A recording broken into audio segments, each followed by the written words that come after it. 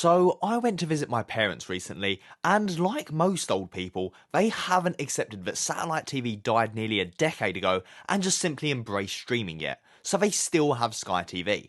So in between old reruns of Only Fools and Horses and QVC, I thought I'd check out the kids channels, see how well they were doing, and oh no, it wasn't doing well at all.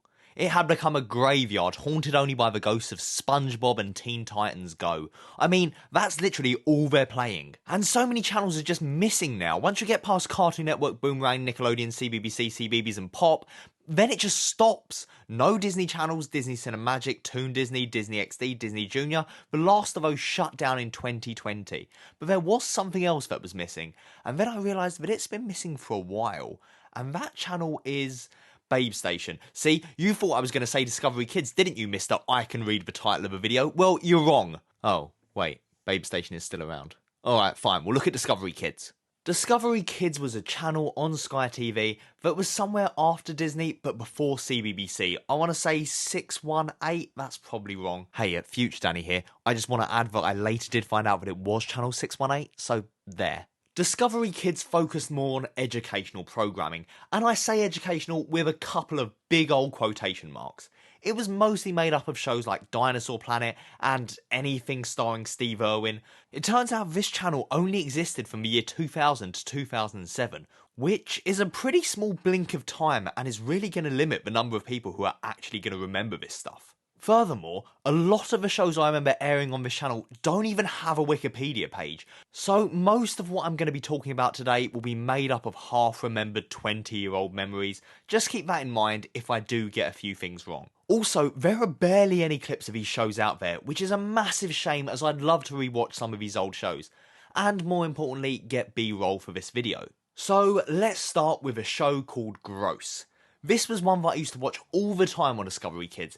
It was a show in which the presenter usually transposed onto a basic flash animation of a body, and they made his head look so big. That must have taken some serious work to cut out his head, resize it, and then shove it back on. And it just looks unsettling. He'd talk about all the different gross things about the body, and explain all the science behind them. Things like poo, wee, snot. There are apparently only 13 episodes of this show, which is absolutely shocking to me, as I can only imagine how many times I've watched each episode. If you had told me there were 100 episodes of this show, I'd be like, yeah, that makes sense, because every single day at like 4:30 I'd watch this show. Also, there was one single bit of gross that really stuck with me. In every episode they'd have a song, and it would always start with a narrator saying, there are many songs about falling in love, songs about falling out of love, but there are very few songs on the subject of poo, or whatever the episode's topic was. And then they'd get a choir of school kids to sing some terrible song about smegma or whatever, and as a kid, I always wondered how that played out. Like, a TV company must have come into a school one day and asked all the kids to learn 13 songs off by heart about nosebleeds and stuff, and then perform it. What school would agree to that? Unfortunately, there's no footage anywhere of the songs, and I've even reached out to the production company who worked on the show, but haven't got a reply. So you'll just have to trust me on this. Next up, there was this show called The Big Bang, which ran for 9 series with 94 episodes. And yet, again, there's very little footage of it online. I could find a couple of episodes and some promos for it, plus there's a Wikipedia page for it this time, so we're definitely going in the right direction. This show even aired reruns on CITV, which makes it extra surprising that it's mostly lost. Now, this show would be legitimately educational, explaining how an engine works or a plane flies or something like that, and it could sometimes drift a little bit too far into the area of those documentaries that you'd watch in school where they'd wheel in that big TV and there'd be a tape about science being fun and it was just kinda boring. Thankfully though, in later episodes it became more fun and way less educational, with arts and crafts and games and things. The part I liked most about this show was when the two presenters would have some puzzle they'd need to solve, and it'd be revealed at the end of the episode. Like those obnoxious TikTok videos, just less awful. Moving right along, we have another completely lost show, one called Sorted, and hopefully seeing this woman and monkey have shaken something loose in your memories, as it did to me when I was reminded of them. This show had these two animated presenters discussing how things are made and how they work, but scouring the internet and the Lost Media wiki, I could only find this one promo and a short clip filmed off a TV, where they discuss 10 things not to do in a cinema. And that 10, it is of course fart. You see what I mean about these shows not totally being educational, right? Create was another show that I used to love, but again, there's barely any evidence it existed. First of all, I had to spend a good few hours maddeningly trying to remember the name of this show.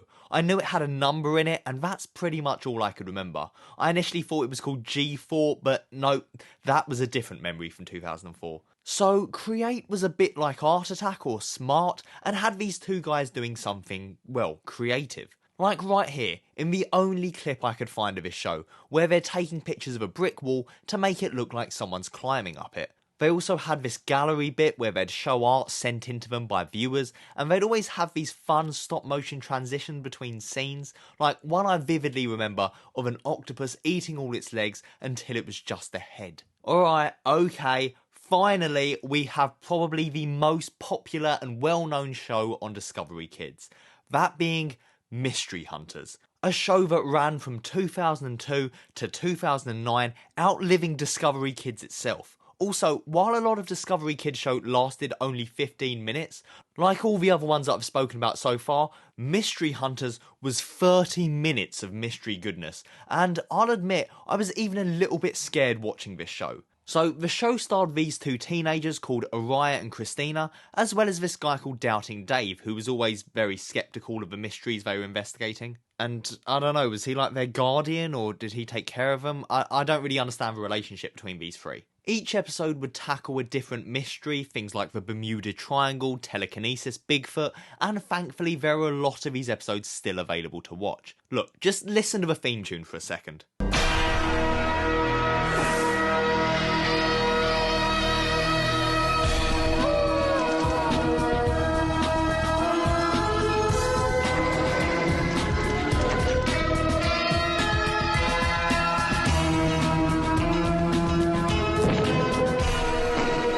See, I know that's bringing back some memories. It's okay, you can admit it. I remember genuinely really enjoying and learning a lot from this show.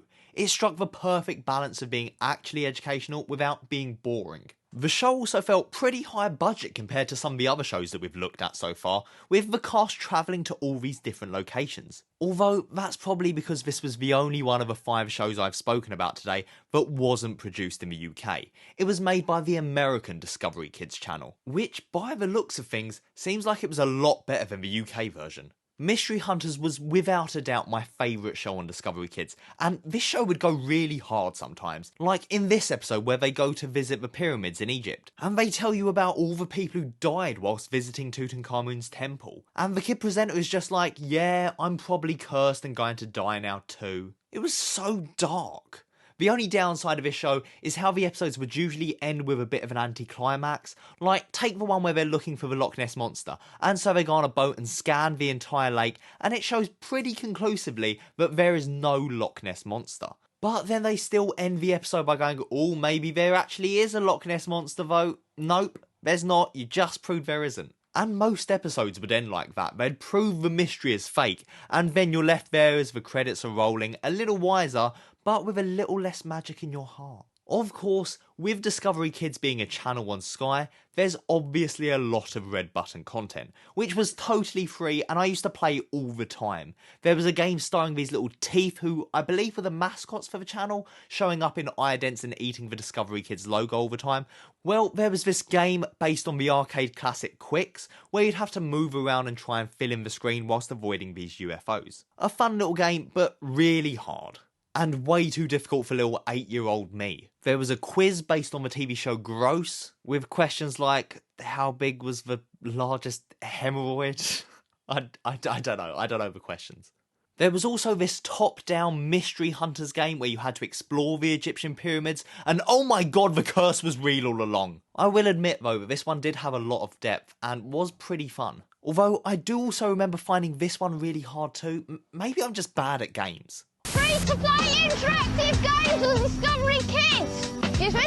If you press this red button, right, you can get these free games. Free interactive games! Yeah, well, thanks a lot. Press this red button! It's on Discovery Kids. Press the red button now! They're completely free! And you just press the red button, that's it. Free-to-play games on Discovery Kids. Press the red button now on your digital satellite remote. Play interactive games!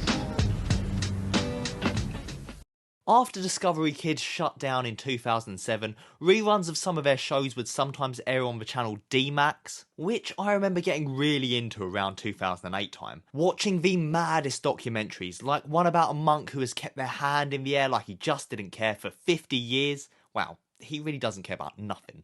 And one about a boy who spent all his time meditating and didn't eat or drink, and then they got this scientist in to try and debunk it, and his explanation was, well, clearly this boy is simply excreting a little bit of urine each day and then reabsorbing that back through his skin, keeping him hydrated and making it so he didn't need to drink.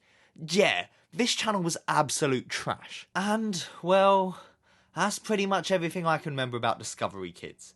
If you have any fond memories of the channel, be sure to leave them as a comment below. Thanks for watching, and I'll see you later.